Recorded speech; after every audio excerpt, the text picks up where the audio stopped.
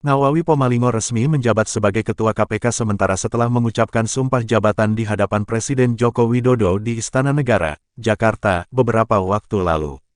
Berbagai harapan pun dilontarkan oleh praktisi hukum di Kota Makassar. Aswar misalnya, ia berharap dengan kepemimpinannya di lembaga antiraswa itu, citra KPK bisa diperbaiki dan mengembalikan marwah KPK, di mana sebagai Ketua KPK, harus netral tidak berafiliasi pada pihak-pihak tertentu dan profesional.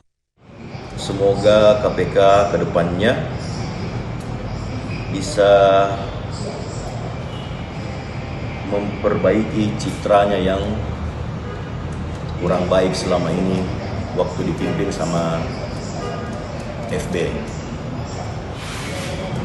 Dan semoga Ketua KPK terpilih yang terbaru ini bisa mengembalikan marwah yang sesungguhnya, yang dimana yang kita tahu Ketua KPK itu atau lembaga KPK itu harus netral, tidak berafiliasi kepada pihak-pihak tertentu, serta penegakan hukumnya juga dalam hal ini harus lebih profesional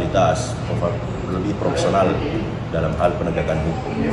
Jangan Ketua KPK yang baru terpilih seperti modelnya ketua KPK yang lalu, Firly. Jadi bagaimana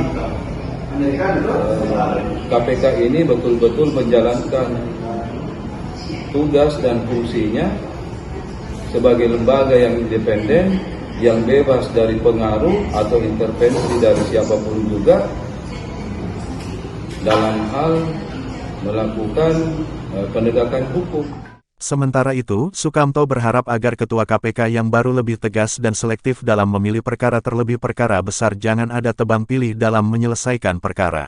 Harapannya harus tegas dalam memilih perkara-perkara yang besar, harus tegas dan lebih jelas. Jangan ada ya tebang pilih dengan perkara-perkara. Dalam perkara harus tegas, lebih jelas di depan masyarakat umumnya. Andi Nur Hafifah, Aryuninda, Fajar TV Fajar Radio melaporkan.